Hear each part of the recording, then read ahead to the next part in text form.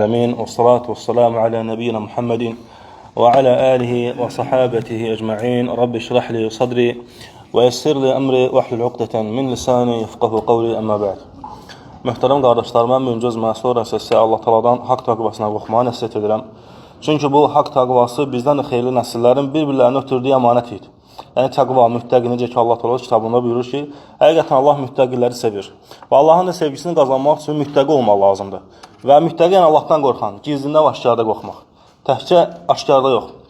Çünki aşkarda Ömər ibn Xattab kimi olmaq rahatdır. Amma gizlində Ömər ibn Xattabın işçisi kimi olmaq belə çətindir. Radiyallahu anh. Və bütün sahabələr, təkcə Ömər ibn Xattab yox təbii ki. Və onun əksi münafiqlər idi. Necə ki onlar da aşkarda Allahdan qorxurdular. Amma gizlində isə yox. Ona görə sübh namazlarını gəlmirdilər.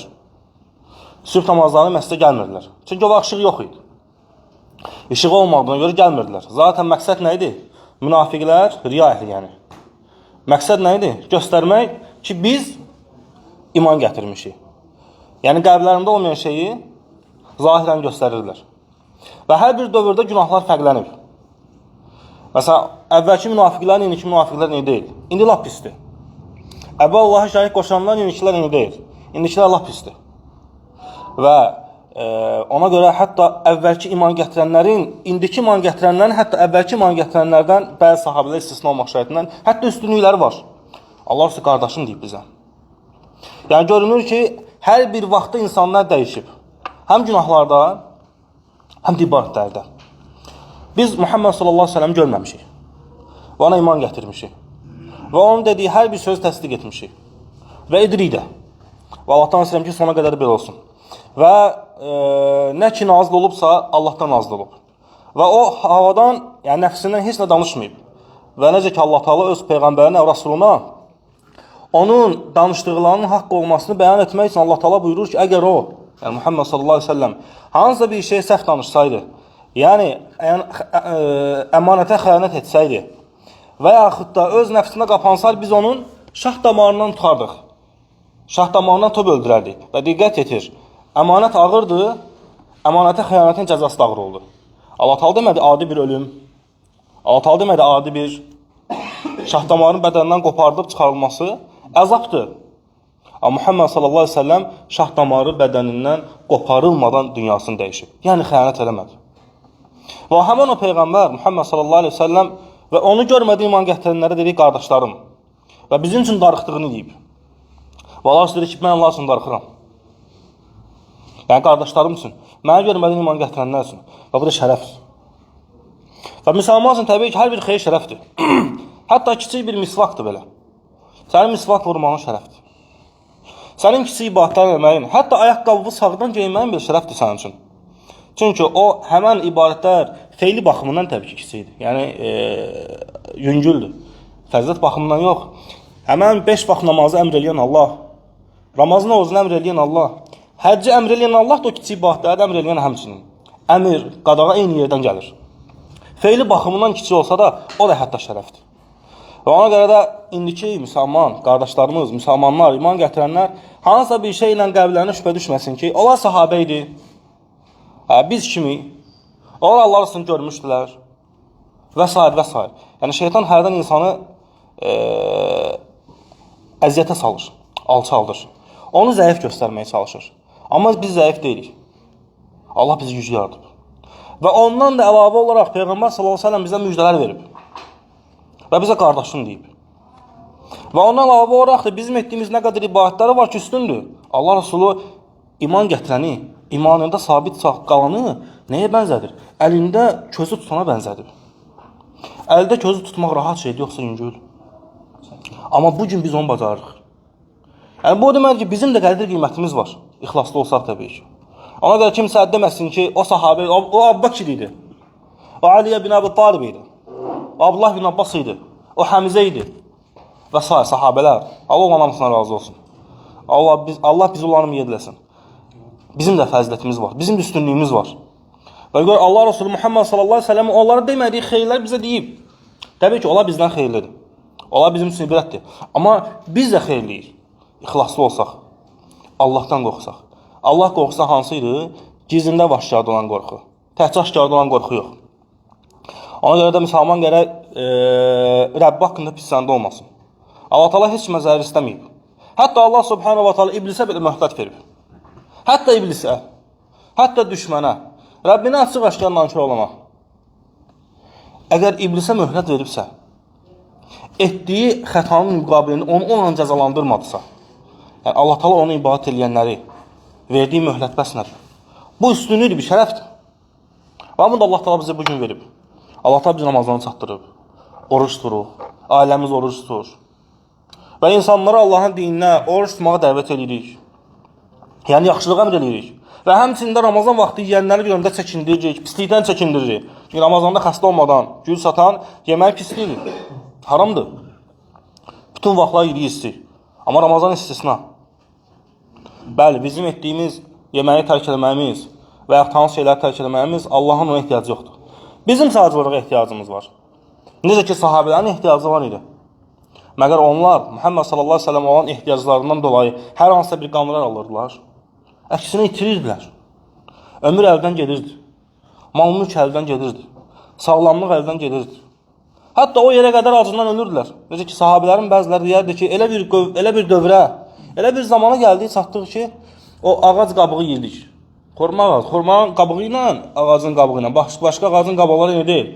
Onun qabığı yeməkdən dodağımızda ət qalmamışdı. Hamısını apardı. Amma Allah üçün oldu. Yəni görürsən, ora çatmaq üçün boşu-boşuna olma, yatıb yuxuda onu görmədilər. Yatdılar yuxuda, səhər oyandı, Ali ibn Əbi Talib oldu. Yox, elə şey yoxdur. Olmadı. Onların bizdən üstün olmağının səbəbləri var. O elə belə olmadı. O da rahat deyildi. Amma bugün də rahatlıq yoxdur. Amma bugünkü gün olan əziyyətin də şərəfi var. Əlin içində o tutmaq. Çətindir, fitnələr çoxdur. Hadi oruç tutanda görürsən. Sən oruç tutursan və qorxursan ki, səndən bu ibadət qəbul olmaz. Və qorxursan ki, sən Rəbbi üçün istəməmsən. Və qorxursan ki, sən nə eləmirsən ki? Narahatsan. Amma kimsə sənin yanında rahat yiyir, içir və deyir ki, mən sənin üstünəm. Görsən ağır gəlir. Nəfs ağır gəlir. Hansı nəfs ağır gəlir? Allahdan qorxan nəfs ağır gəlir. Sən Allahdan qorxduğuna görə sənə ağır gəlir. Çünki sən əlbin içində közü saxlamağa çalışırsan. Amma hələ bugün müvəffəq olmuşsan. Bugün bacarırsan. Ona görə Allah Taala'dan istəmək lazımdır. Allah Taala'dan istəmək lazımdır ki, sabitlik. Və Allah Taala'dan sabitlik təkcə dua istəmək lazım deyil. Dua birincidir, ilkdir. Və onun amilləri var.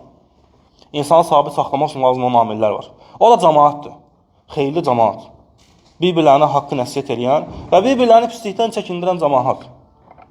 Sənin yanında hər hansısa bir qardaşın oruç tutmasa, bilsən ki, oruç tutmur. Nə deyərsən? Çəkindirərsən, yeməyini yediyinə görə çəkindirəcəksən və yaxşılıq əmr edib deyəcəksən ki, oruç tut. Amma elə insanlar var ki, əksinə, oruç tutanlara deyəcəklər ki, nəyə lazımdır ki, cavan uşaqsın? Hətta elləri var, hələ bilmirlər ki, Ramazandır. Ona görə görürsən, əlində köz var. Yəni, o köz sənin dinindir. Onu yerə attınsa, köz yenə közdür. Amma sənin əlin uduzdur. Uduzmaq olmaz. Allah bizə bu şərəfi verib. Və bu şərəf də bizə kifayət edir. Başqa heç nəyə ehtiyac yoxdur. Zaten Allah üçün olan qardaşlıqda, Allah üçün olan mehribansılıqda, Allah üçün olan toplanmaqda başqa heç bir şey maraq ola bilməz. Yalnızca və yalnızca Allaha və Rasuluna itaətdən başqa. Nə orada hansısa bir sağlamlıq, nə orada hər hansısa bir imkan, nə adsan, nə boy buxun, heç bir şey. Hətta şikəstlər var. Şikəst adamlar var ki, hətta. Nə qədər sağlamlardan xeyirlidirlər. O şikəstin əlində köz var. O şikəst olsa da közü əlində saxlayıb. Amma nə qədər sağlamlar var ki, közü çoxlatıblar. Nə qədər ibadət eləyənlər var ki, oruç tutmurlar. Bəli. Hətta özü etiraf edir. Yox, mən tutmaq istəmirəm. Subhanallah inanın. O bədbəxt başa düşmür. O xəstələnib. Onun qəlbin şəfaya ehtiyacı var. O közü atdı. Onun közü yerə düşüb. Onun dini düşüb artıq yerə. Yerə düşsə də köz yenə közdür. Amma bax qədir qiymətinə. Hələ sən özün özünü qınıyırsan naqisliyi ilə. Sən naqis onu naqis görürsən. Gör Rəbbi qatında nədir? Ona görə Allah Taala'nın verdiyi nemətlər var. Onlar hərdən gedir. Aparır gedir. Və onları itirmək olmaz. Çünki sələflər deyirlər ki, ən böyük xüsran, ən böyük dərd, ən böyük uduzmaq, məğlubiyyət odur ki, səndən sonra gələnlər sənin dində ötüb keçirlər. Yəni xeyirlə ötüb keçirlər. Subhanallah lazım. Fərz elə ki, səndən əvvəl ibadətə başlayanlar bu günlərim orada yoxdular. Bu artıq xüsusən Allah pisidir. Onu getirmək olmaz. Və əldə olan şeylər ola bilər azdır. Sahabələr nisbətdə, tabinlər nisbətdə ibadətlərimiz azdır, bəli. Amma az olan şeyləri qorumaq lazımdır. Və az olan şeyləri qorumaq üçün dinimiz bizi örgədib, təqvalı olmaq lazımdır. Və təqvalı olmaq üçün insan qədər artırar. Elmini artırar, ibadətlərini artırar, cəmaatın içində çox olar. Allahın evlərinə gedə gələr və Allahın evlərinə gedib gəlməyin də düzgün gedə gələr. Necə Allahın evinə gedib gəlmək lazımdır? Səs-küy ilə, qışqıra-qışqıra. Necə? Allah Taala bizi örgətdi öz evinə necə girmək lazımdırsa. Siz ora yalnız Allahdan qorxaraq girməliydiniz. Öz evə kimisə girəndə qayda-qanun qoyursan. Hətta doğma qardaşına qayda-qanun qoyursan. Sənin doğma qardaşın sənin həyat yoldaşın üçün haramdır. Sənin doğma qardaşın sənin həyat yoldaşına haramdır. Ona görə sən qardaşına qayda-qanun qoyursan. Hədə ki bu otaqda otur. Əgər başqa şey ehtiyac olsa xəbər elə. Görürsən öz evində qayda-qanun var sənin. Doğma qardaşı var. Başqalarına yox. Qan bir, doğma qardaşı var. Sən Allah Taala'nın evinə girəndə necə girmək lazımdır? Axı Allah Taala dedi. Siz ora yalnızca qorxaraqdan girməliydiniz. İnsan qorxanda necə olur? İnsan qorxanda yadına ticarət düşür? Vallahi yox. İnsan qorxanda yadına qeybət düşür? Vallahi yox. İnsan qorxanda hansı lağlağa və s. yadına düşür yoxsa düşmür? Vallahi düşmür. İnsan qorxanda onun yadına qorxduğu şey düşür. Nədən qorxursa yadına düşməlidir? Allah Taala örgətdi. Dedi məscidə girməyiniz lazımsa. Soruşacaq yoxsa soruşmayacaq. Allah Taala qiyamət günü soruşacaq məscidə girəndə hal yox soruşmayacaq. Çünki nəyi əmr edibsə soruşacaq. Nə əmr olunursa soruşacaq. Nə qadağan olunursa soruşacaq. Bəs cavab. Və görürsən bu təqvaya naqis deyil. İnsanın təqvası naqisləşdirir. Bəli, təqva var. Allahdan qorxandır. Əgər məscidə gedib səs-küy salsa da belə, o demək ki, Allahdan qorxur ki, məscidə gedir. Amma naqisdir. Amma naqisləşirsə insan naqisləşir. Gələ insan qoymasın. Müsəlman qoymasın ki, o naqisliklər gəlsin. Əgər gəlsə azaldacaq. Xüsusən də zəif bir qövm. Ona görə Allah Taala'dan istəyirəm ki, biz ondan layiqincə qorxanlardan eləsin. Həm gizlində, həm aşkarda, həm qəlbimizdə, həm zahir əməllərimizdə. Çünki təqva əslən qəlbdə olur və sonra zahir əməllərə çıxır. Əgər qəlbdə yoxsa zahirə çıxmır. Allah Taala'dan istəyirəm ki, ölkəmizi qorusun, dövlətimizi qorusun, ordumuzu qorusun və kimlər ki, bizə xeyir istəyirlərsə, onların istədiyi xeyrin 10 qatını onlara artıq versin. Və kimlər ki, zərər istəyirlərsə, şər istəyirlərsə, zəlillik istəyirlərsə, məğlubiyyət istəyirlərsə, Allah Taala olan istədiklərini özləri musallat eləsin. Allah Taala cəmaatımızı qorusun, qardaşlarımızı qorusun və bizi bu din üzərində ən əzəmətli kəlmə olan La ilahə illallah Muhammed Rasulullah kəlməsinin üzərində sabit saxlasın. Bu kəlmənin üzərində bizim canımızı alsın. Allah Taala bizi bu Ramazana bağışlasın. Əzizən Allah bilir. Və subhanəkəllahü